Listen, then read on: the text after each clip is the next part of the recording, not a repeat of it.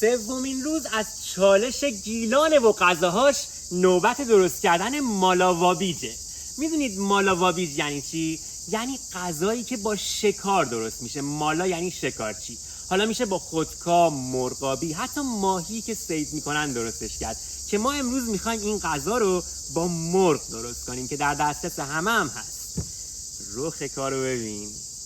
بریم برای درست کردن مالاوابیج، غذای اصیل و قدیمی گیلانی. برو بریم. برای درست کردن این غذای اصیل و قدیمی گیلانی اول باید حیوانی رو که شکار کردین مزه‌دار کنین. مزه‌دار کردنش هم خیلی راحته، چون خب این کلا یه غذای آسون و ساده است. من دارم از مرغ استفاده میکنم، ولی همونطور که گفتم میتونین از ماهی، مرغابی، پرنده‌های وحشی و چیزایی که شکار شده استفاده کنین. باید مرغ رو فقط با نمک و زردچوبه مزه‌دار کنین.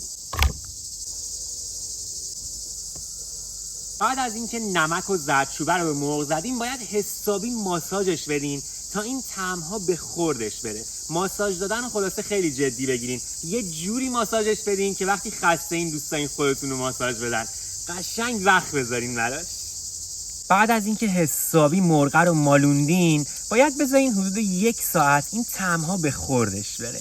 حالا باید مرغ‌های مزه‌دار شده رو توی روغن سرخ کنیم. خب مرغامون قشنگ سرخ شدن و حالا میذاریمشون کنار. بریم سراغ مرحله بعد که باید پیاز رو تفت بدیم. حالا باید پیاز رو نگینی و ریز به همون روشی که همیشه بهتون گفتم که دستتون آسیب نبینه خوردش کنیم. میای جلو که از نزدیکتر ببینم؟ حتما. ببینید نوک انگشتا به سمت داخله که تیزی چاقو بهش اصابت نکنه. پیاز رو که نگینی و ریز خورد کردین توی روغن تفتش بدین تا طلایی شه. پیاز رو همیشه با حرارت کم تفت بدین تا آروم آروم نرم بشه. این رو طعم پیاز خیلی تاثیر میذاره. حرارت رو کم کنین و بهش زمان بدین تا آروم پیازتون سبک و بلوری و نرم بشه. تا پیاز داره اونور طلایی میشه، یه 2 حبه سیر کوچولو رو هم ریز رنده کنین که بریم بهش اضافه کنیم. پیازمون قشنگ نرم و طلایی شده. الان وقتشه که اون سیری که رنده کردیم رو بهش اضافه کنیم.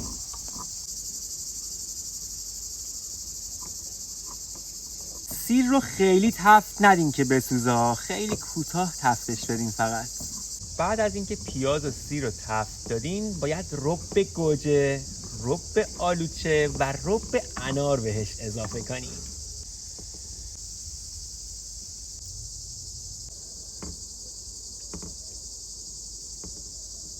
رب‌ها رو حداقل 2-3 دقیقه تفت بدین. بعد مرغ‌هایی رو که سرخ کردین بچینین روش.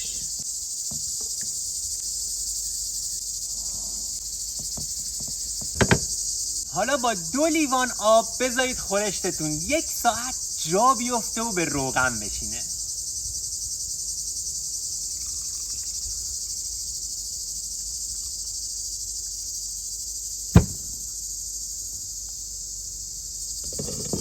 فقط ابتدای پختش درش رو کامل بذارین تا به جوش بیاد. بعد در رو نیمه باز بذارین تا قشنگ به روغن بشینه خورشتتون.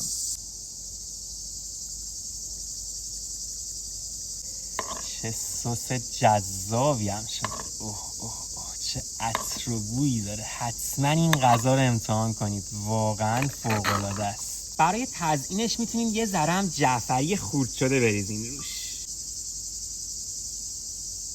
اینم از برنجمون.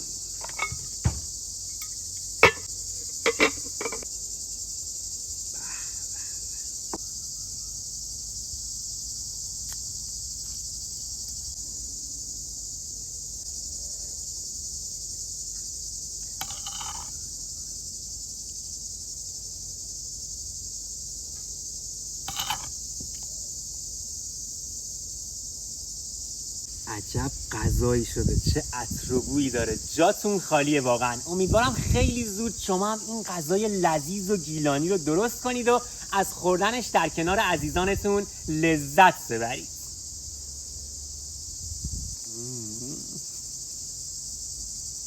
چه تعدیبی هم داره. خیلی مخلصیم.